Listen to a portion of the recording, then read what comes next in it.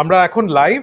সবাই ধন্যবাদ সবাইকে অনেকক্ষণ ওয়েট করার জন্য। আমাদের মেসেজে অনেকেই মেসেজ করছিল যে আমরা ওয়েট করছি আমাদের মাননীয় তথ্য প্রতিমন্ত্রীকে দেখার জন্য, তার চিন্তা ভাবনা এবং সে কি চিন্তা করছে এই করোনাকালীন সময়ে এগুলো জানার জন্য। সো আমরা একটু টেকনিক্যাল ডিফিকাল্টিজের কারণে একটু দেরিতে শুরু করেছি আজকের লাইভটা। সো আশা করি আপনারা দেখছেন আমাদেরকে। এবং আমাদের সাথে আজকে আমাদের লাইভে যুক্ত হয়েছে আমাদের মাননীয় তথ্য প্রতিমন্ত্রী ডক্টর মোহাম্মদ মুরাদ হাসান। সে একজন পেশায় একজন ডাক্তার এবং আমাদের জামালপুর 4 আসনের মাননীয় সংসদ সদস্য। আসসালামু আলাইকুম মুরাদ ভাই, আপনাকে আমাদের ইন্সপায়ারিং বাংলাদেশের দ্য ইন্সপায়ারিং শোতে আসার জন্য। কেমন আছেন? ওয়ালাইকুম আসসালাম। আপনাকে ধন্যবাদ। আমি আল্লাহর রহমতে এখনো ভালোই আছি।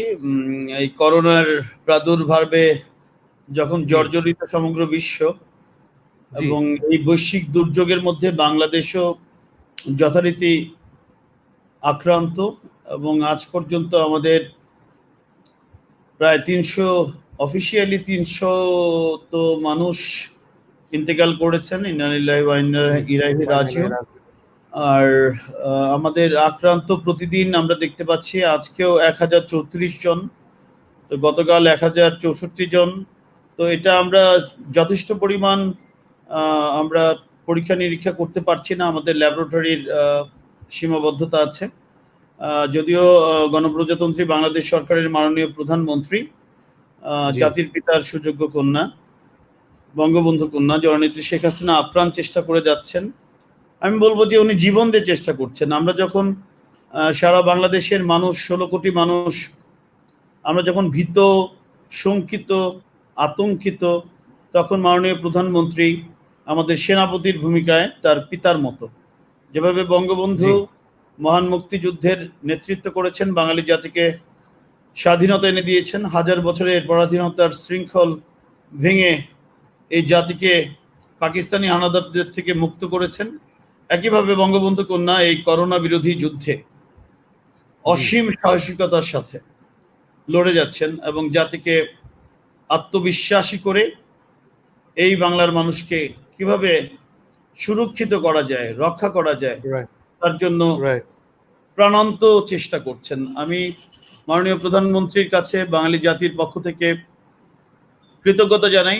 হয়তো বলবেন যে আপনি মন্ত্রিসভার সদস্য, মাননীয় প্রধানমন্ত্রীর মন্ত্রিসভায় আপনি একজন সদস্য বা প্রতিমন্ত্রী। তো আমি খুবই ক্ষুদ্র একজন মানুষ, খুবই ছোট একজন মানুষ।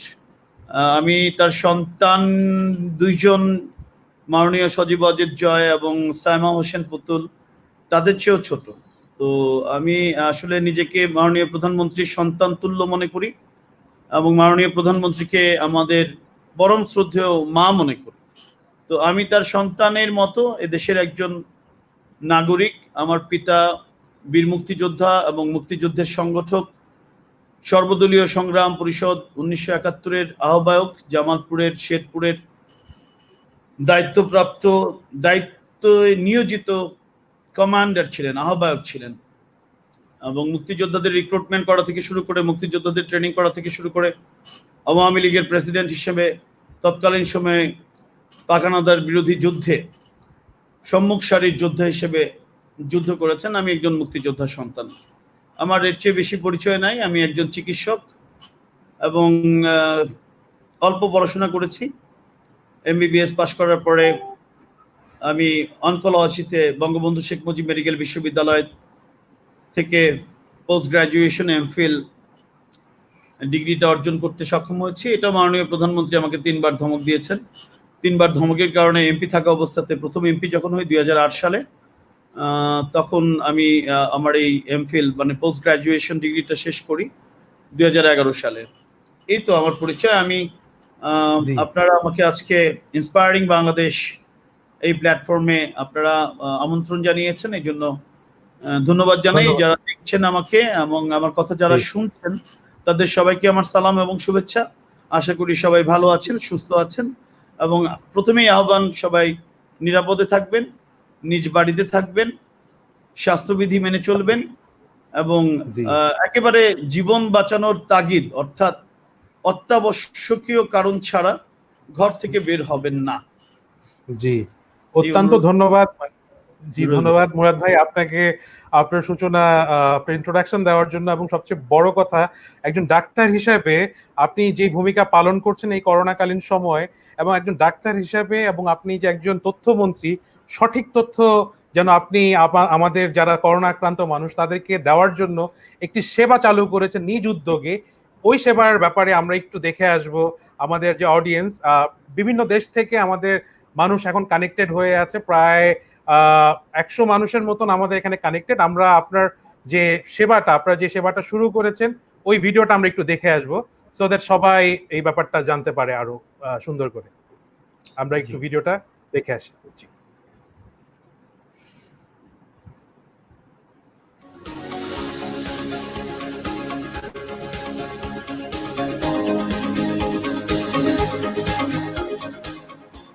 গত 30শে এপ্রিল টেলিমেডিসিন সেন্টার আমার ডাক্তার সাথে আছি সারাক্ষণ, এই কাজটি আমরা শুরু করেছি। বিনামূল্যে চিকিৎসা সেবা দেওয়ার জন্য আমার 100 জন বিশেষজ্ঞ ডাক্তার সকাল 10টা থেকে রাত 1টা পর্যন্ত এই কল সেন্টার থেকে সেবা দিয়ে যাচ্ছে।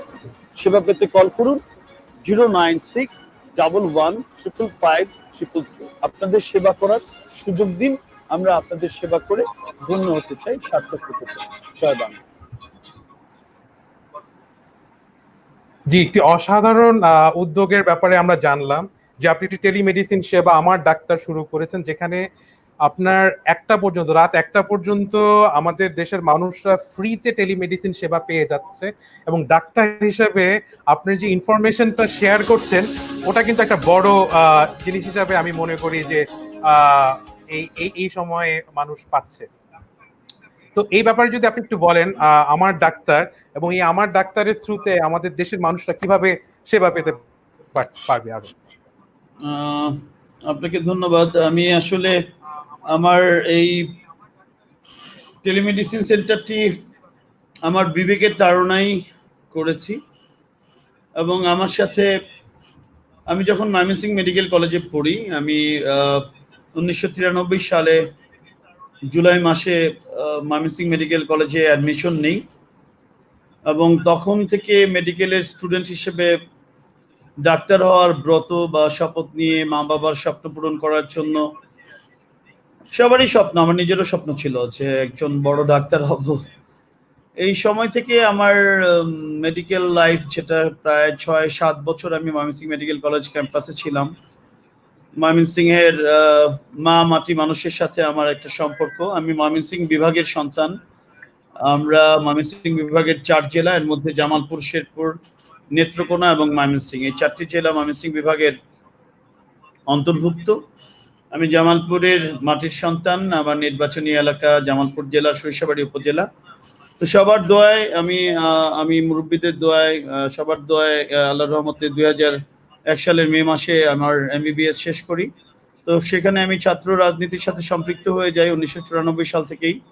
আসলে আমার রক্তেই আওয়ামী লীগের আদর্শ, জাতির পিতা বঙ্গবন্ধু শেখ মুজিবুর রহমান এর চেতনা, তার আদর্শ, তার দর্শন, সবকিছুর সাথে আমার জন্মান্তরের সম্পর্ক। কারণ আমি পরিবারে জন্মগ্রহণ করেছি। আমি প্রথমেই বলেছি আমার পিতার নাম অ্যাডভোকেট মতিউর রহমান তালুকদার, বীর মুক্তিযোদ্ধা, মহান মুক্তিযুদ্ধের সংগঠক। তো আমি ছাত্রলীগের রাজনীতির সাথে সম্পৃক্ত হই, এবং এর ফলে হয় কি যে আমার মেডিকেল কলেজে যারা ছাত্র রাজনীতি করতেন, ছাত্রলীগ করতেন, তাদের সাথে আমার একটা গভীর সম্পর্ক বা বন্ধন তৈরি হয়, এবং সেই সময় থেকে আমি আজ অবধি রাজনীতির সাথে সক্রিয়ভাবে জড়িত। এবং আমি ময়মনসিংহ মেডিকেল কলেজের ছাত্রলীগের সাংগঠনিক সম্পাদক ছিলাম 1997 সালে, এবং 2000 সালের প্রথমেই আমি ছাত্রলীগের প্রেসিডেন্ট নির্বাচিত হই। এই কারণে আমার সাথে শুধু ময়মনসিংহ মেডিকেল কলেজ ছাত্রলীগ না, আমার সারা বাংলাদেশে যারা ছাত্র রাজনীতি করতেন আমার সময় বা আমার ছোট বড়, আমার হাত ধরে অনেক ছাত্র যারা মেডিকেল স্টুডেন্ট ময়মনসিংহ মেডিকেল কলেজে স্পেশালি, ওদের সাথে আমার একটা গভীর হৃদ্যতার সম্পর্ক তৈরি হয়। এবং পাশাপাশি ঢাকা মেডিকেল কলেজ থেকে শুরু করে, তখন আমরা সরকারি মেডিকেল কলেজ ছিল বাংলাদেশে 12টি, পরবর্তী সময়ে আরো মেডিকেল কলেজ সংযুক্ত হয় 5টি, 17টি, এখন 22টি। তো এইভাবে আমরা যেভাবে এখন এটা সংখ্যা বেড়ে আরো অনেক বেশি হয়েছে। 36টি সরকারি মেডিকেল কলেজ আছে বাংলাদেশে, আর 69টি আছে বেসরকারি মেডিকেল কলেজ সমগ্র বাংলাদেশে। তো আপনি এক কথায় বলতে পারেন যে সমগ্র বাংলাদেশের ডক্টরস কমিউনিটির সাথে, মেডিকেল কমিউনিটির সাথে আমার একটা আত্মিক সম্পর্ক বা বন্ধন রয়েছে। আমি ডাক্তার হিসেবে আমার এই সম্পর্কটি সবসময় আমি বজায় রেখেছি, ধরে রেখেছি। আমি যতক্ষণ বেঁচে থাকবো, আল্লাহ তাআলা আমার হায়াত যে পর্যন্ত রেখেছেন আমি জানি না, আমার মৃত্যুর আগ পর্যন্ত এই সম্পর্কটি থাকবেই। কারণ আমি রাজনীতি করি বা রাজনৈতিক কর্মী, আমি এমপি বা আমি যাই হই না কেন, আমি একটা বঙ্গবন্ধুর আদর্শের ক্ষুদ্র কর্মী। এর চেয়ে বড় পরিচয় নাই। আমি নিজেকে প্রজাতন্ত্রের চাকর মনে করি এবং আমি জনগণের সেবা করাটাকেই আমার পূজনীয় মনে করি। এর বাইরে আমার অন্য কোনো আদর্শ বা উদ্দেশ্য নাই। জনসেবা করব, মানুষের উপকার করব, বিপদে আপদে মানুষের পাশে দাঁড়াবো। সুখের সময় না হয় আমাকে কেউ মনে না করলেও চলবে, কিন্তু দুঃখের সময়, কষ্টের সময় আমি যেন তাদের পাশে থাকতে পারি, এই মানসিকতা নিয়ে আমি প্রতিমন্ত্রী তথ্য মন্ত্রণালয় হলেও আমি ডাক্তার মুরাদ হাসান। আমার এই পরিচয়টি আজন্মের পরিচয়। আমি পড়াশোনা করার সুযোগ আল্লাহ তাআলা আমাকে দিয়েছিল। আমার পরিবার থেকে আমার বাবা মা আমাকে ডাক্তার হিসেবে তাদের অর্থ, শ্রম, ঘাম সবকিছু দিয়ে আমাকে ডাক্তার বানিয়েছেন বলবো এভাবেই। কারণ বাবা মা ছাড়া তো আর হতে পারতাম না, আর সবার সহযোগিতা দোয়া ছিল।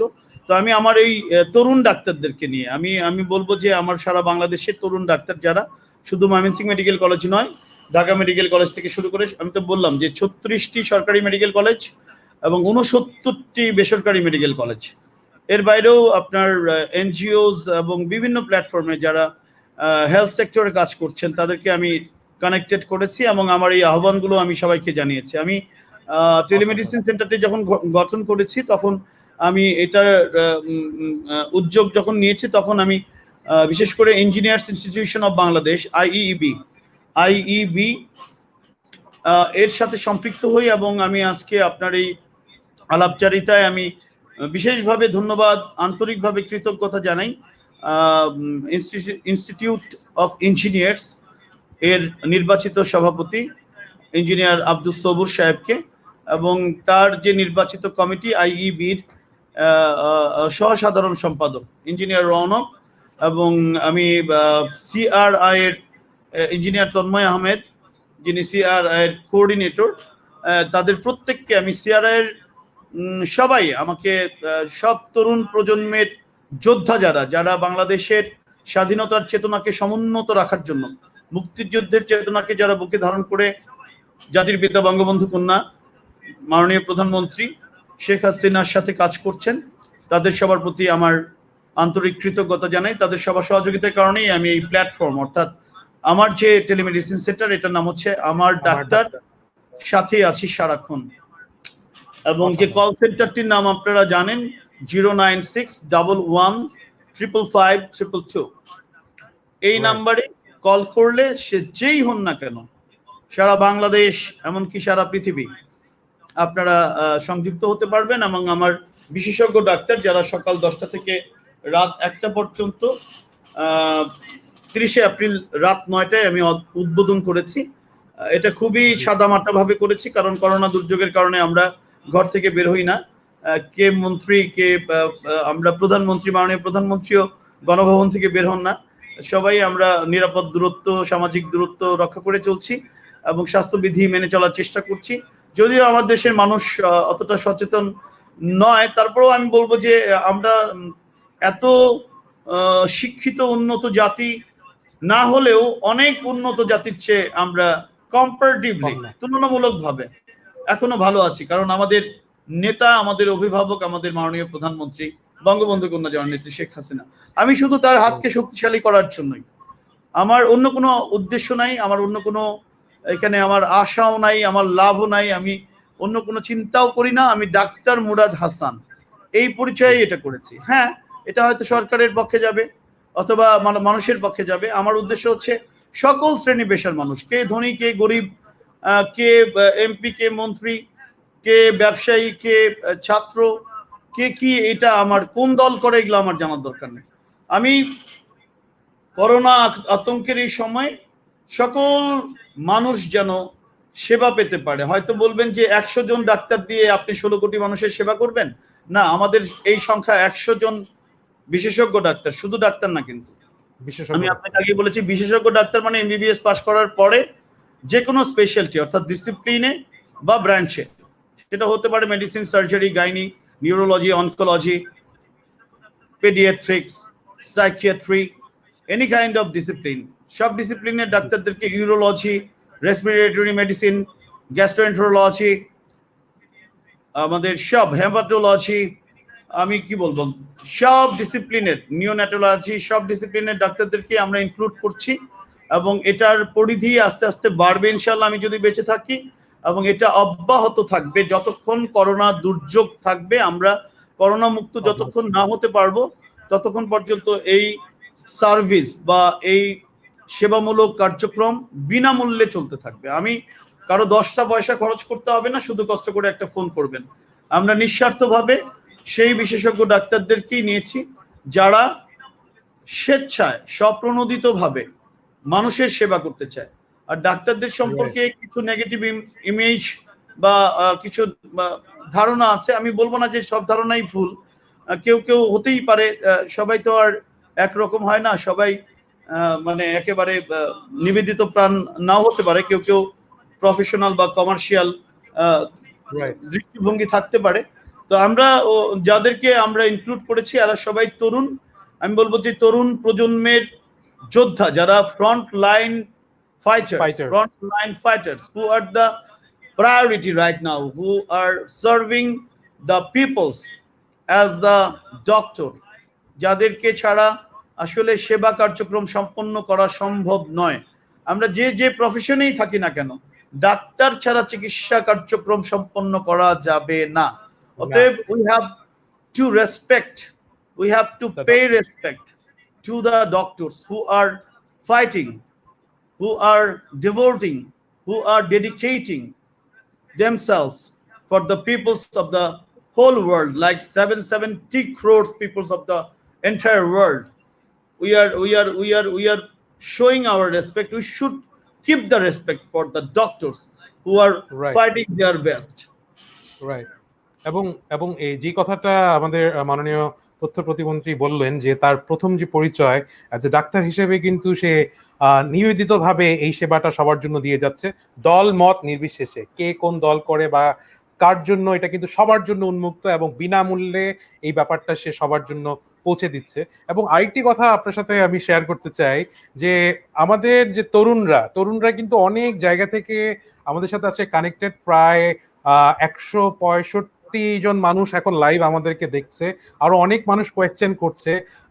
আপনি যদি আপনার পেজ থেকে যদি আপনার লাইভটা শেয়ার করে দেন, তাহলে আপনার যারা ফ্যান, আপনার ব্যাপারে যারা শুনতে চায়, জানতে চায়, তারাও ব্যাপারটা দেখতে পারবে। অনেকগুলো কোয়েশ্চেন আমাদের শেয়ার করেছি আমি। জি, আমি আস্তে আস্তে কোয়েশ্চেন গুলো নিব। এবং আরেকটি কোয়েশ্চেন আমি আপনাকে করতে চাই যে ডাক্তার হিসেবে আমরা যে করোনা মোকাবেলা করছি অন্যান্য দেশের তুলনায়, আমি মনে করি যে আমরা তুলনামূলকভাবে যদি সচেতনতা আরো বৃদ্ধি করতে পারি তাহলে কিন্তু আমরা আরো কমিয়ে আনতে পারবো। এই ব্যাপারে কিন্তু একটা কোয়েশ্চেন আমাদের কাছে অলরেডি এসে পড়েছে, মাননীয় প্রতিমন্ত্রী যদি অ্যান্সার আপনি যদি দেন। অনেক উপজেলা জেলাতে লকডাউন মানছে না, এই বিষয় নিয়ে কিছু বলুক। এমন হলে করোনা তো আর যাবে না। সো সচেতনতা কিন্তু সবচেয়ে বড় দরকার, এবং সচেতনতা বৃদ্ধি সম্পর্কে যদি মাননীয় তথ্য প্রতিমন্ত্রী যদি কিছু বলেন তাহলে কিন্তু সবাই আরো একটু ইন্সপায়ার হবে বাসায় বসে থেকে এই সময়গুলোকে আরো সুন্দর করে কাজে লাগানোর জন্য। জি, সচেতনতার ব্যাপারটি হচ্ছে সর্বাধিক আমাদের এটাকে গুরুত্ব দিতে হবে, কারণ অ্যাওয়ারনেস ডেভেলপমেন্ট করা ছাড়া, এটা ক্যাম্পেইন করা ছাড়া এর চেয়ে বেটার কোনো এই মুহূর্তে আমার কাছে উইপেন অথবা পলিসি অথবা আমার, যেহেতু এই পর্যন্ত করোনা ভাইরাসের জন্য কোনো ভ্যাকসিন, মেডিসিন বা কোনো এটা আমি বলবো সুনির্দিষ্ট ট্রিটমেন্ট প্রোটোকল এখন পর্যন্ত ম্যানেজমেন্ট, মানে মেডিকেল ম্যানেজমেন্ট বা হেলথ ম্যানেজমেন্ট প্রোটোকল এখনো তৈরি হয়নি, যেহেতু জাতিসংঘ কর্তৃক স্বীকৃত নয় স্টিল নাও, এবং ওয়ার্ল্ড হেলথ অর্গানাইজেশন WHO যেটা আমরা বলি হু কর্তৃক ডিক্লেয়ার্ড বা অ্যাফিলিয়েটেড না। অতএব আমরা এই যে বিভিন্ন ওষুধপত্র, প্রথমে আমরা তো খুব পাগল হয়ে গেলাম যে এটা কি বলে অ্যান্টি ম্যালেরিয়াল ড্রাগ। তো অ্যান্টি ম্যালেরিয়াল ড্রাগ এটা ওই আমেরিকার এক কি বলবো, বিজ্ঞানীরা বাই করলেন। এটা বাংলাদেশেও দেখা গেল সমস্ত ফার্মেসি খালি হয়ে গেল, সবাই ওষুধপত্র কেনা শুরু করলো, খাওয়া শুরু করলো, কোনো লাভ নাই। এরপরে শুরু হলো রেমডিসিভির অ্যান্টিভাইরাল ড্রাগ, বলা হচ্ছে এটা খাইলে নাকি ভালো হয়ে যাবে, কোনো লাভ নাই। তো যে যে সমস্ত আজগুবি অথবা অদ্ভুত, মানে যেটা সায়েন্টিফিক বলা হচ্ছে, আমি এটার সাথে মোটেই একমত না। দয়া করে এই ধরনের অদ্ভুত কোনো মানে কোন দেশ বললো, এখন তো এক এক দেশ এক এক কথা বলে। আমেরিকা এক কথা বলে, জার্মান এক কথা বলে, জাপান এক কথা বলে, হ্যাঁ চায়না আরেক কথা বলে। সারা পৃথিবীর সব বিজ্ঞানীরা, গবেষকরা, ভাইরোলজিস্ট, মাইক্রোবায়োলজিস্ট, এপিডেমিওলজিস্ট বা আমাদের হেলথ স্পেশালিস্ট যারা, নানান রকম বিশেষজ্ঞ, এক একজনের জ্ঞান, এক একজনের মানে আর্টিকেলস, এক একজনের থিসিস, এক একজনের হাইপোথিসিস, মানে এটাতে মানুষ জর্জরিত। মানে আমি একটা কথা, আমি আজকের এই আলোচনায় যদি আমার বিন্দুমাত্র কোনো লাভ হয় আমার কথার মাধ্যমে, সেটা আমি পরিষ্কার বলতে চাই, আল্লাহর রস্তে কোন দেশ বলতেছে, কি বলতেছে শুনে একদম মানে পাগল হয়ে যাওয়া যাবে না, অস্থির হয়ে যাওয়া যাবে না যে এই ওষুধের কথা বলতে এটা খাইলেই সব ভালো হয়ে যাবে। হয় নাই কেউ ভালো। আজগুবি মার্কা কথাবার্তা শুনে বিভ্রান্ত কেউ দয়া করে হবেন না, বিভ্রান্ত হবেন না। Don't be confused. আর এই কন্ট্রা ইন্ডিকেটর কথাবার্তা প্লিজ যাচাই বাছাই করে, গুজব, আমি বলবো যে এটা গুজব, ইচ্ছাকৃত কিংবা অনিচ্ছাকৃত। আর সবচেয়ে বেশি যেটা আমি মনে করি যে ডেঞ্জারাস বা আত্মঘাতী, সেটা হচ্ছে গুজব প্রবণ মানুষদের। আর এই ফেসবুক বা সোশ্যাল মিডিয়া বা বিভিন্ন অ্যাপস, ইউটিউব, নানান চ্যানেলে যারা নিজেদের নাম ফাটানো, মানে এই সুযোগে জনপ্রিয় হওয়া, এই সুযোগে মানে একেবারে ওয়ার্ল্ড ওয়াইড ফেমাস হওয়া, হ্যাঁ মানে উদগ্র বাসনা, আমি বলবো ব্যাঘ্র বাসনা, ক্রেজি। এরা এক ধরনের সাইকো, এরা এক ধরনের সিক। হ্যাঁ, এদের কথা শুনে দয়া করে ইউটিউব দেখে পাগল হয়ে যাওয়ার কোনো কারণ নেই। আরেকটা অনুরোধ করতে চাই, গুগল ডক্টর, এই গুগল ডক্টর যারা দেখেন এবং এটা যারা ফলো করেন, তাদেরকে হাত জোর করে অনুরোধ করছি, এটা থেকে বিরত থাকেন। মেলা কষ্ট করে পড়াশোনা করে ডাক্তার হতে হয়, এত সোজা না। হয়তো বলবেন যে আপনারা প্রাইভেট মেডিকেলে যারা পড়েন ওরা তো এত ভালো না। হ্যাঁ, ওরাও তো ভালো না, ওদেরকেও পড়তে হয়, না পড়ে পাশ করতে পারে না। মেডিকেল পাশ করা এত সোজা না। আর যারা ভালো আলটিমেটলি করতে পারে না, সেটা ডিফারেন্ট কথা। এখন সবাই একদম বেস্ট ডক্টর হবে তা তো না। আর এখন সবাই একদম ফেমাস ডক্টর হবে, পপুলার ডক্টর হবে, ওয়ার্ল্ড ওয়াইড ফেমাস, লাইক এরকম আমাদের পার্শ্ববর্তী দেশ ভারতের যেমন আমাদের Devi Shetty, doctor Devi Shetty, he is world wide famous. তো সবাই তো এত ওয়ার্ল্ড ওয়াইড ফেমাস হবে না, এত ওয়ার্ল্ড ওয়াইড ফেমাস হওয়ার সবার দরকারও নাই। যার যার দেশ থেকে সেই ডক্টররা তাদের জীবন দিয়ে তার দেশের মানুষের জন্য কাজ করবেন। আমরা বাংলাদেশের মানুষরা আমাদের দেশের মানুষের জন্য কাজ করব। আমরা এক দেশ থেকে আরেক দেশে যে জ্ঞান দিয়ে লাভ নাই। আমরা তো এখন অনলাইনের এই যুগে, গ্লোবাল ভিলেজে আমরা এইটুকু বলতে পারি যে সবাই সবকিছু প্রতিদিন প্রতিনিয়ত, যেহেতু ঘরে বসে থাকি, টেলিভিশন সামনে খোলা আছে, হাতে একটা ডিভাইস বা মোবাইল থাকলে আর কিছু লাগে না, একটা স্মার্টফোন হলে আপনি সব দেখতে পাবেন আপনার কাছে। হ্যাঁ, whole world, the whole globe is within your hand. হ্যাঁ, হাতের মুঠোয় পৃথিবী। সো আপনি একটু যাচাই বাছাই করে দেখবেন। হ্যাঁ, একটা নিউজ শুনে বিভ্রান্ত হওয়ার দরকার নাই। আমরাও অনেক সময় কনফিউজ হয়ে যাই, তখন আমরা শেয়ার করি যে is it correct or is it incorrect, is it true, is it fact or not. So don't be confuse. Contraindicated অনেক কথাবার্তা, অনেক থিসিস, অনেক হাইপোথিসিস হচ্ছে, হবে, এটাতে আমি অন্যায় মনে করি না। যখনই এই ধরনের প্যান্ডেমিক হয়, প্যান্ডেমিক বা মহামারী যখনই হয়েছে পৃথিবীতে, প্রতি 100 বছর পর পর এই ধরনের ভয়াবহ প্যান্ডেমিক হয়। যেমন এই আমরা যদি 20 শতাব্দীর কথা বলি, যে এই 20 বছরে তো আমরা শুরুর দিকে 2003-4 সালে সার্স এবং মার্স, এটা আক্রমণ দেখেছি, 25টা 26টা দেশ আক্রান্ত হয়েছে। কিন্তু এরকম 20 শতাব্দীতে এই ধরনের ভয়ঙ্কর আক্রমণ, অর্থাৎ করোনা ভাইরাসের যে আক্রমণ, যেটা whole world is suffering, whole world is locked down under or shut down, এই ধরনের ভয়ঙ্কর পরিস্থিতি 400 বছরের পৃথিবীতে দেখা যায় নাই। এই ম্যালেরিয়া বা আমরা কি বলবো এই প্লেগ বা স্প্যানিশ ফ্লু বা এই ধরনের মানে অনেক আমরা ডেঙ্গু, চিকুনগুনিয়া, মানে যেটা ইদানিং কালের যে প্রকট মানে রোগের যে প্রাদুর্ভাব সেটাও দেখেছি, কিন্তু এরকম ম্যাসিভ না। এটা তো ম্যাসিভ একটা একটা একটা সার্কামস্টেন্সেস, একটা massive situation. The whole world is stuck. মানে আমেরিকার মতো দেশে যদি লক্ষ লক্ষ মানুষ মারা যায় তো কি থাকলো? সারা পৃথিবীর সবচেয়ে উন্নত দেশ, সবচেয়ে ধনী দেশ, সবচেয়ে ক্ষমতাশালী দেশ, ট্রাম্পের মতো লোক তো আবল তাবল কথা বলতেছে প্রতিদিনই। তো এই যে আবল তাবল কথাবার্তা, ইসলাম বিরোধী, মুসলিম বিরোধী কথাবার্তা, আবার সেই সারেন্ডার করে যায় চার্চে বৈশা কোরআন তেলাওয়াত শুনতেছে। তো ওর চেহারাটা একটু দেখলেই বোঝা যাবে সারা পৃথিবীর চেহারাটা কি। অস্ট্রেলিয়ার প্রাইম মিনিস্টারের চেহারা দেখলে বোঝা যাবে, জাস্টিন ট্রুডো কানাডাতে দেখলে বোঝা যাবে, আমার British prime minister George Morrison একে দেখলে বোঝা যাবে। কার কথা বলবো আমি? Whole world. এবং ওখানে আপনার রানী এলিজাবেথের সন্তান প্রিন্স আমাদের প্রিন্স এটা চার্লস থেকে শুরু করে সেই পরিবারও আক্রান্ত হচ্ছে। তো আমি পৃথিবীর ইতিহাসে এরকম ভয়ঙ্কর বিপর্যয় কেউ দেখে নাই। মহামারী, ইউরোপ টোটালি ফেইল্ড, যুক্তরাজ্য ফেইল, কেউ এই সিচুয়েশনকে ওভারকাম করতে পারতেছে না। No one is successful in the world. এমন কোন দেশের নাম নাই যে সাকসেসফুলি বলতে পারবে। হ্যাঁ, দু একটাকে আমরা উদাহরণ দিতে পারি, নিউজিল্যান্ড, ভিয়েতনাম, এই ধরনের কিছু দেশ, যারা আমাদের পার্শ্ববর্তী দেশ নেপাল, যারা শুরুতেই স্ট্রিক্টলি লকডাউন করে দিয়েছে হোল কান্ট্রি, নট ডেফিনিট কোন স্পেসিফিক কোন জোনকে বা স্টেটকে বা অঙ্গরাজ্যকে বা টেরিটরিকে তারা লকডাউন করে নাই, হোল কান্ট্রি লকডাউন করে দিচ্ছে, সমগ্র দেশ লকডাউন করে দিচ্ছে। আমরা যদি ওই ডিসিশনে যেতে পারতাম, বাংলাদেশ যে একদম টোটালি লকডাউন, কিন্তু হয়তো বলবেন যে ইকোনমি তো ধসে পড়বে, মানুষ না খেয়ে মারা যাবে, দুর্ভিক্ষ হবে, ঘরে ঘরে মানুষের মৃত্যু হবে। এত খারাপ অবস্থা বাংলাদেশের না আসলে। রাইট, সত্যি কথা বলতে গেলে এত খারাপ অবস্থা না। রাইট, এবং অতএব এই আত্মবিশ্বাস থাকতে হবে যে we can fight, yes we can, we have the history. এবং সত্যি কথা বলতে আমরা কিন্তু একটি যুদ্ধজয়ী জাতি।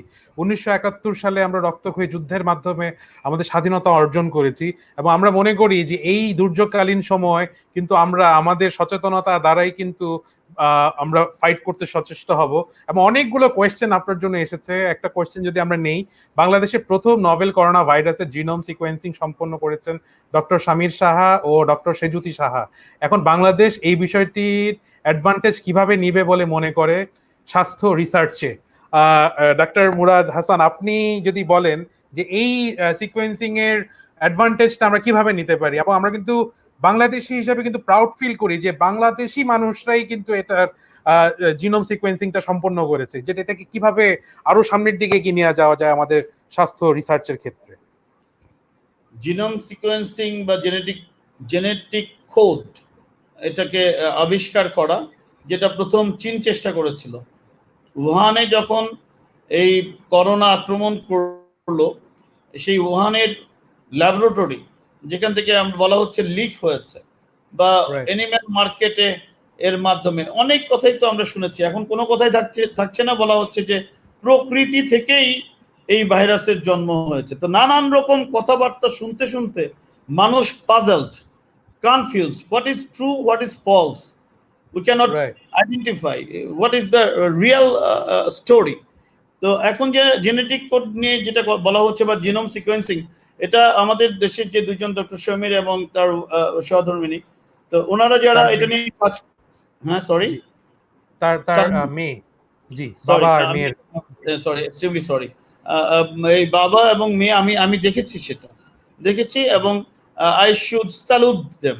এবং এটাকে কাজে লাগানোর জন্য সরকার কাজ করছে, মাননীয় প্রধানমন্ত্রীর দপ্তর থেকে তাদের সাথে কানেক্টেড হয়েছে, এবং তাদের এই জিনোম সিকোয়েন্সটাকে নিয়ে কিভাবে আমার দেশের যে ইকো জিওগ্রাফিক্যাল যে ওয়েদার বা ক্লাইমেট, এটার সাথে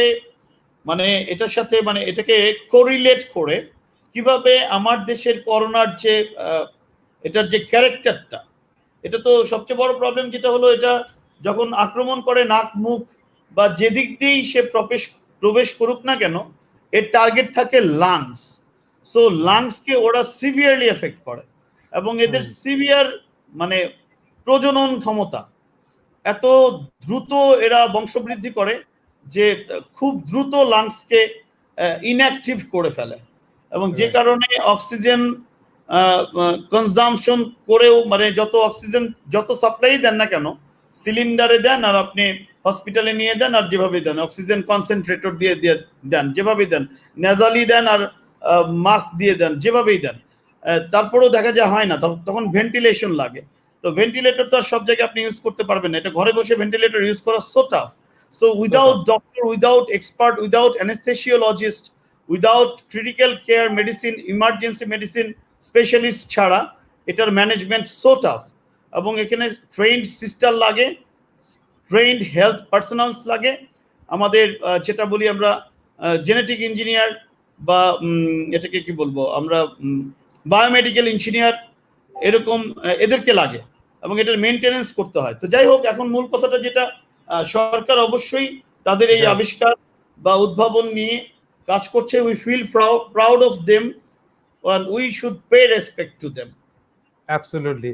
এবং আরেকটি সুন্দর কোয়েশ্চেন এসেছে হচ্ছে শরীফ বাবু থেকে, ও আমাদেরকে যশোর থেকে দেখছে, এবং বিভিন্ন জেলা থেকে কিন্তু আমাদের মানুষরা কানেক্টেড। এবং সবচেয়ে বড় যে একটা ব্যাপার আমরা লক্ষ্য করেছি এই কিছুদিন, দেশের বিভিন্ন প্রান্ত এবং বিশ্বের বাইরে থেকে যারা এনআরবি, যারা সবসময় আমাদের দিকে তাকিয়ে থাকে কি হচ্ছে তার মাতৃভূমিতে, কাতার, ওমান, বাহরাইন, ইউএসএ থেকেও মানুষ দেখছে আমাদের সবাই আপনাকে অভিনন্দন জানিয়েছে।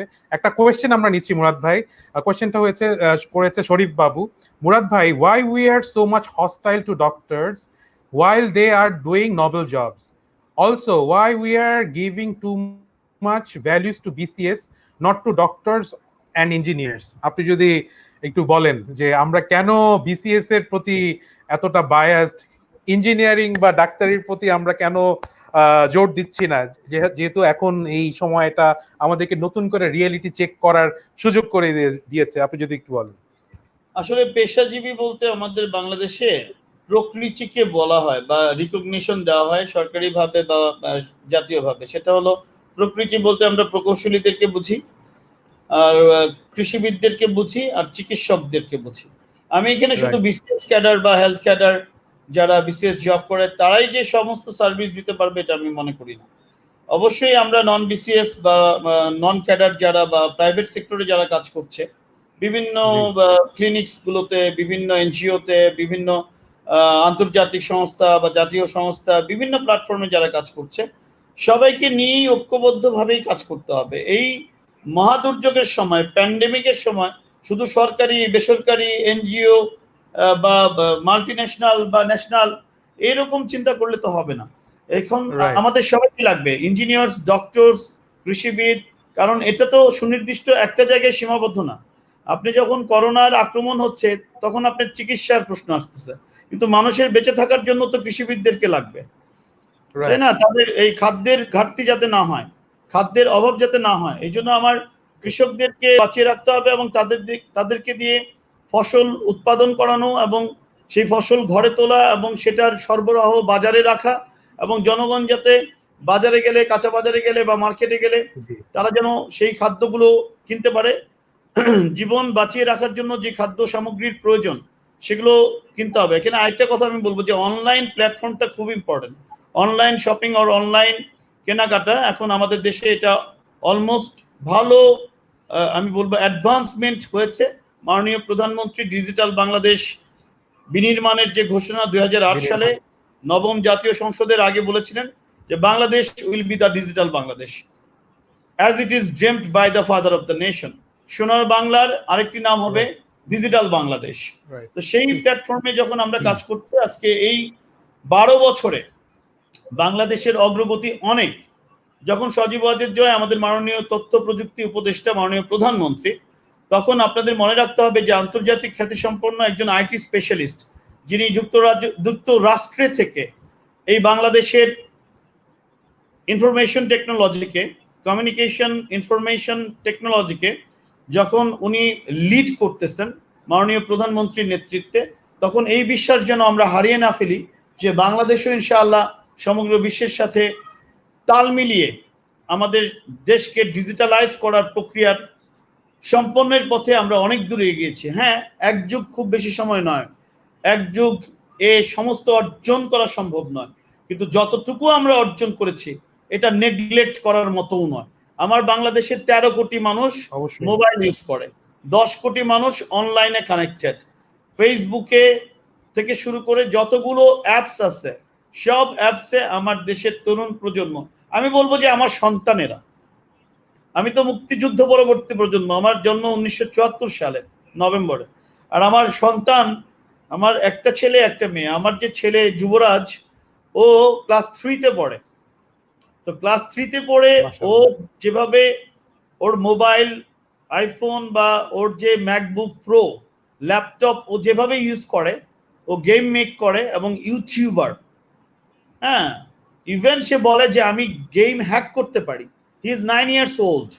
সো মানে আমরা বাংলাদেশ কোথায়, আমি শুধু আমার সন্তান, আমার মেয়ে ক্লাস 8-এ পড়ে, ওর চেয়েও আমার ছেলে ক্লাস 3-তে পড়ে, যে তার মানে আমার ছেলে আমার মেয়ের চেয়েও এগিয়ে। তো অনলাইনে ওর যে স্কিল, মানে ওর যে এক্সপার্টিজ, মানে 9 years old baby of Bangladesh, আমি যদি এভাবে বলি, সমগ্র বাংলাদেশের চিত্রটা কিন্তু এরকমই। আপনি আমার সরিষাবাড়িতে যান, আমার নির্বাচনী এলাকা উপজেলা, তো ঢাকা শহর থেকে 200 কিলো দূরে, সেখানে যা দেখেন ক্লাস 3-তে পড়া ছেলে মেয়েগুলো কত স্মার্ট। আপনি আজকের বাংলাদেশে এই 2 মাসে আমরা সবাই অনলাইনে পড়াশোনা করছি। আমার বাচ্চারা সারা বাংলাদেশের, সরকার উদ্যোগ নিয়েছে সংসদ চ্যানেলের মাধ্যমে সারা বাংলাদেশের সকল শিক্ষার্থী, একদম মানে মাইনর থেকে শুরু করে একদম কেজি বলেন, প্লে গ্রুপ বলেন, আপনি class 1, 2, 3, 4 primary, English medium, English version, যে মানে সেক্টর বা টায়ারই বলেন না কেন, যে ধনী গরিব, মধ্যবিত্ত, উচ্চ মধ্যবিত্ত, নিম্ন মধ্যবিত্ত, সবার সন্তানরাই কিন্তু, ছেলে হোক মেয়ে হোক, প্রত্যেকেই কিন্তু অনলাইনে ক্লাস করছে। তো এটাই কিন্তু বাংলাদেশ। সো এভাবে অবহেলা করা যাবে না যে বাংলাদেশ পিছিয়ে আছে, বাংলাদেশ অনলাইনে বা ডিজিটাল প্ল্যাটফর্মে বাংলাদেশ উন্নত বিশ্বের তুলনায় অনেক পিছিয়ে। এইভাবে বললে আমি এর সাথে একমত বা সহমত পোষণ করতে রাজি না। আমাদের অর্জন আছে অনেক, প্রচার হয়তো হয় নাই, কিন্তু আমি অনুরোধ করব যে সমগ্র বিশ্ববাসীকে, যারা আমাকে শুনছেন, বাংলার মাটিতে যখন আপনার নিজ দেশে প্রবাসী যারা আছেন, আপনারা যারা বিদেশের মাটিতে থাকছেন, হ্যাঁ, যারা এই আজকের এই আয়োজন অনুষ্ঠান দেখছেন, তাদেরকে অনুরোধ করব, যখন দেশের মাটিতে আসবেন একটু চেক করে দেখবেন যে আমাদের অ্যাডভান্সমেন্ট, আমাদের প্রোগ্রেস কত হয়েছে। রাইট, এবং খুব সুন্দর একটি কথা বলেছেন। আমাদের অস্ট্রেলিয়া, কানাডা থেকে মানুষ দেখছে, আপনাকে ধন্যবাদ জানিয়েছে, এবং আপনার জামালপুর সরিষাবাড়ি থেকেও অনেকজন মানুষ দেখছে, সবাই আপনাকে ধন্যবাদ জানিয়েছে খুব সুন্দর করে বুঝিয়ে দেওয়ার জন্য সায়েন্টিফিক ভাবে। এবং আরেকটা জিনিস আমি আপনাকে জিজ্ঞেস করতে চাই, যেহেতু এখন আমাদের অবাধ তথ্য প্রবাহের যুগে আমরা আছি, এবং তথ্য একটি বড় ভূমিকা পালন করে যে কোনো কিছুতে।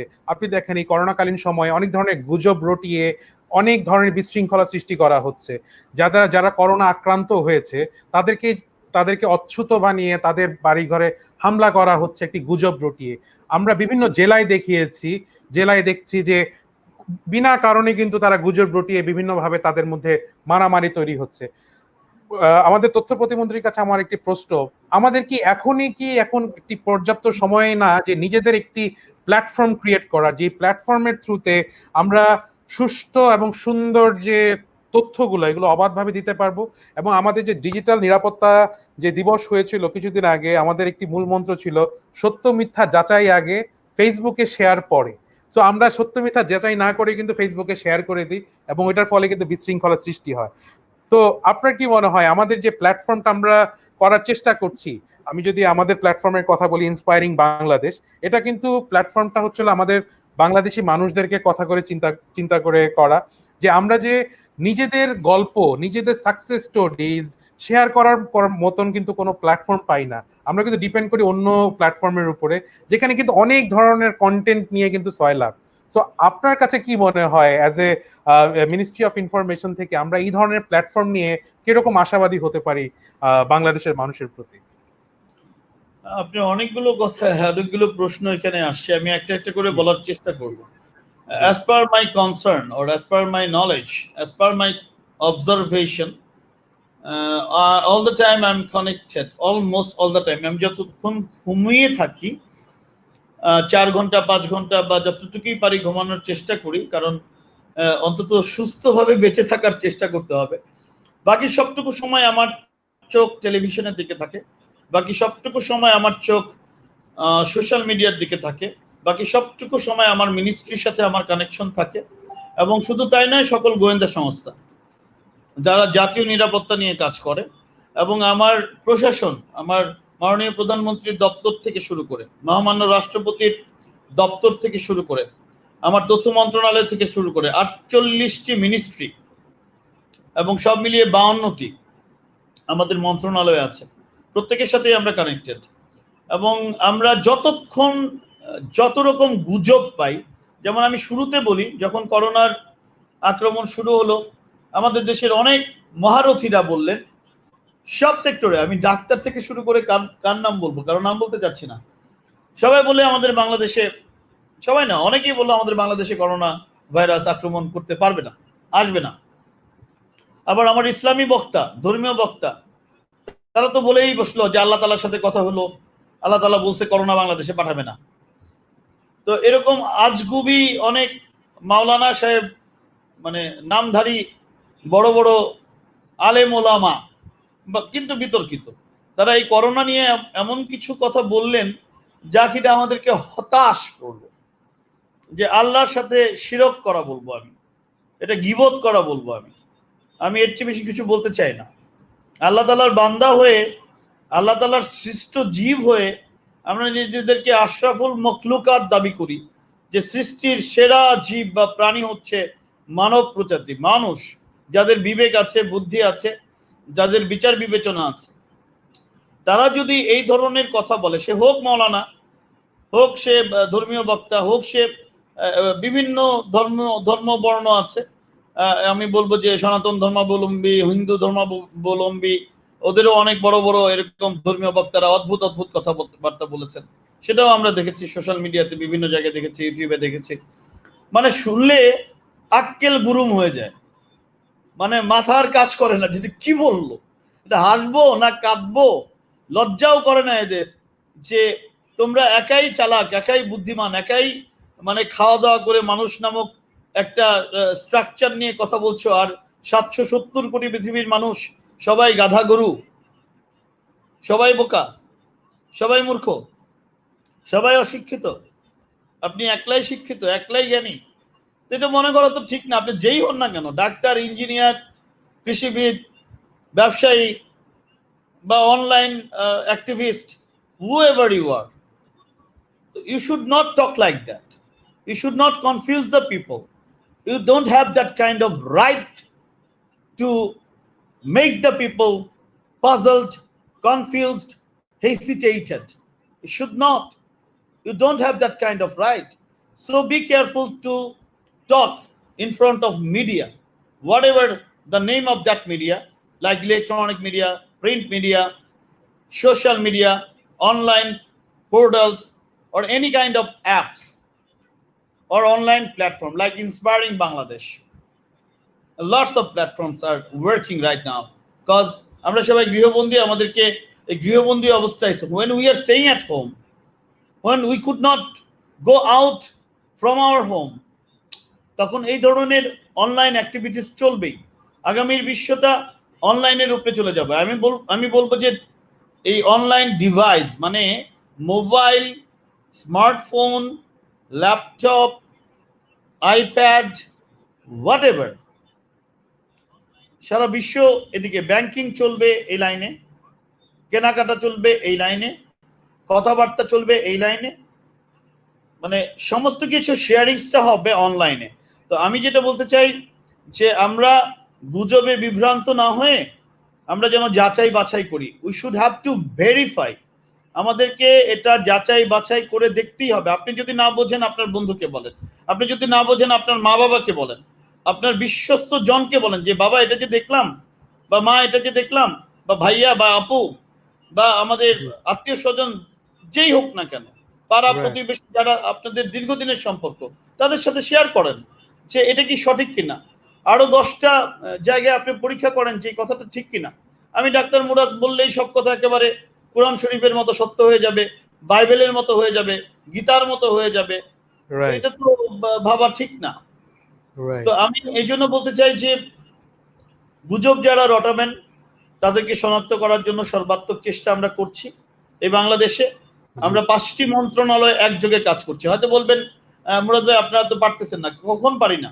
যখন বিদেশ থেকে গুজব রটানো হয়, যখন Right. লবিস্ট নিয়োগ করে স্বাধীনতা বিরোধী শক্তি, যারা জাতির পিতার খুনি, যারা এদেশের স্বাধীনতায় বিশ্বাস করে না, এখনো করে না, জি। যারা এদেশের সরকারকে মানতে পারে না, যারা বলে যে মাননীয় প্রধানমন্ত্রী অবৈধ, আমি তাদের সম্পর্কে বলতে চাই যে তারা ওই যুক্তরাজ্যের মাটিতে বসে খুনি জিয়াউর রহমানের পুত্রের লবিস্ট নিয়োগ করা যারা এজেন্ট, তাদের এই সমস্ত অপপ্রচার বা গুজব, ফেক নিউজ, জি। মিস ইনফরমেশন ও ডিসইনফরমেশনে বিভ্রান্ত হয়ে বাঙালি জাতিকে খুব বেশি বিভ্রান্ত করতে পারবেন না।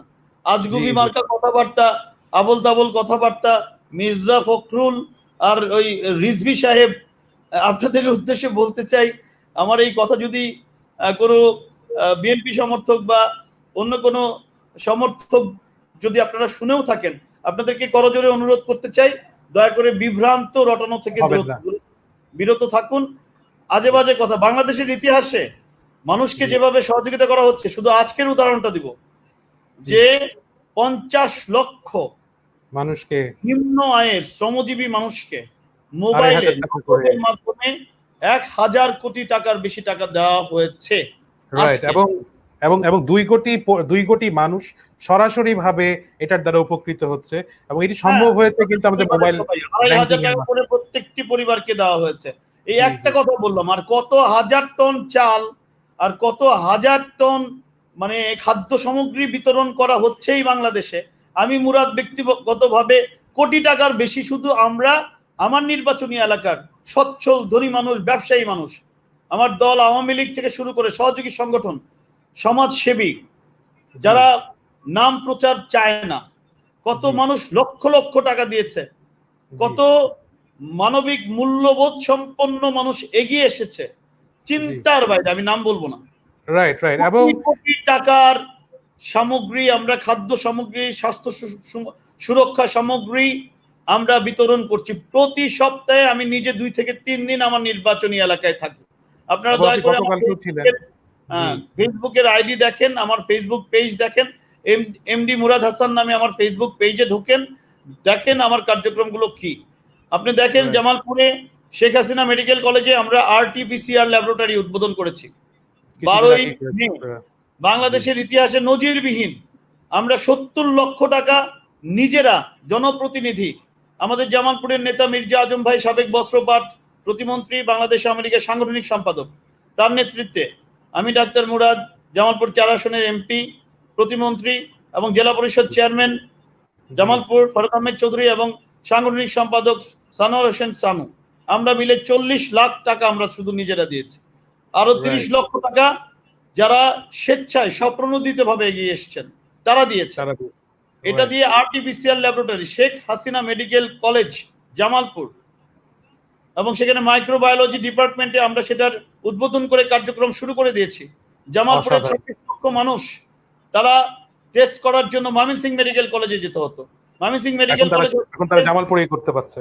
একদম। তো এই জিনিসগুলো কিন্তু আমরা নজিরবিহীন ভাবে আমরা সেই উদাহরণগুলো তৈরি করেছি, ইতিহাস তৈরি করেছি। আমার বক্তব্য হলো, ইচ্ছা থাকলে উপায় হয়, এই কথাটা যেন ভুলে না যাই। Where there is a will, there is a way. No one আমাদের can ওই মানসিকতা থাকতে হবে, যে Yes, we মানসিকতা have to দ্বারাই keep কিন্তু in our mind. রাইট। এবং আমাদেরকে সিডনি থেকে দেখছে কাজী আদনান মোস্তফা, সে সুন্দর কিছু কোয়েশ্চেন করেছে, এবং আমাদেরকে ওমান থেকে কানেক্ট হয়েছেন অনেকে। এবং আমরা আমাদের পর্বের একবারে শেষ পর্যায়ে এসে পড়েছি, দেখতে দেখতে আমাদের 49 মিনিট শেষ হয়ে গেছে, এবং আমাদের প্রতিমন্ত্রী অনেক বিজি মানুষ, সেখান থেকে কিন্তু আমরা একটি সময় বের করে আজকে আপনাদের সাথে তার যে চিন্তাধারা, তার যে ইনিশিয়েটিভ, ওগুলোর ওগুলো নিয়ে কথা বলতে পারলাম। আমরা একবার শেষ পর্যায়ে এসে পড়েছি, দর্শক অনেক কোয়েশ্চেন করছে এবং আমি আমাদের প্রতিমন্ত্রী সাহেবকে আমাদের কোয়েশ্চেন করব, আমাদের লাস্ট যে কোয়েশ্চেন এটা করব যে করোনা পরবর্তী বাংলাদেশকে আপনি কিভাবে দেখতে চান, এবং আমাদের তরুণ যারা আপনাকে দেখছে, যারা আপনার ফ্যান, যারা আপনার ভক্ত, তাদের প্রতি দিক নির্দেশনামূলক কিছু যদি থাকে যেগুলো দ্বারা সে তারা অনুপ্রাণিত হতে পারে, আপনি যদি কিছু বলেন শেষ শেষ আমি কিছু যদি। নিজেকে, হ্যাঁ আমি আপনার কথা বুঝেছি, আমি নিজেকে অত বড় কিছু মনে করি না। আমি বারবারই বলেছি, যেদিন আমি 7 জানুয়ারি 2019 7ই জানুয়ারি মন্ত্রিসভায় স্বাস্থ্য এবং পরিবার কল্যাণ প্রতিমন্ত্রী হিসেবে মাননীয় প্রধানমন্ত্রীর জননেত্রী শেখ হাসিনার নেতৃত্বে মন্ত্রিসভায় শপথ গ্রহণ করেছি, সেদিনই আমি শপথ গ্রহণ করেই বলেছি যে আমার পরিচয়, আমি প্রজাতন্ত্রের চাকর, আমি এদেশের মানুষের সেবা করাই আমার দায়িত্ব। আমি নিজেকে মনিপ্ত বরের কথা, এই বাংলার মাটির একজন সন্তান, আমার আজন্মের শপথ, আমার পিতার নির্দেশ, মাননীয় প্রধানমন্ত্রীর নির্দেশ মাথা পেতে নিয়েছি। যতক্ষণ আমি মন্ত্রী থাকব, যতক্ষণ আমি এমপি থাকব, যদি আমি কিছু না থাকি, আমার নাম ডাক্তার মুরাদ হাসান, আমি একটা ছোট্ট ক্ষুদ্র মানুষ, আমার অত শিক্ষা নাই, অত জ্ঞান নাই, অত বুদ্ধি নাই। আমি শুধু আমার সকল তরুণ প্রজন্ম, আগামী প্রজন্ম, যারা এই প্রজন্মের যোদ্ধা, মুক্তিযোদ্ধা, আমি বলবো করোনা যোদ্ধা না, আমি বলবো এই প্রজন্মের মুক্তিযোদ্ধা, যারা এই বাংলার মানুষের জীবন নিয়ে আমরা যারা যুদ্ধ করছি, আমরা বেঁচে থাকার জন্য যারা যুদ্ধ করছি, তাদেরকে বেঁচে থাকার জন্য মাঠে নামতে হবে। ঘরে বসে থেকে সবকিছু করা যাবে না। হয়তো বলবেন যে মুরাদ ভাই আপনি তো এমপি, আপনি তো যাবেনই এলাকায়, আপনার তো এটা দায়িত্ব, আপনি তো মন্ত্রী, আপনি এটা করবেনই তো। অনেকেই কিন্তু করছেন না।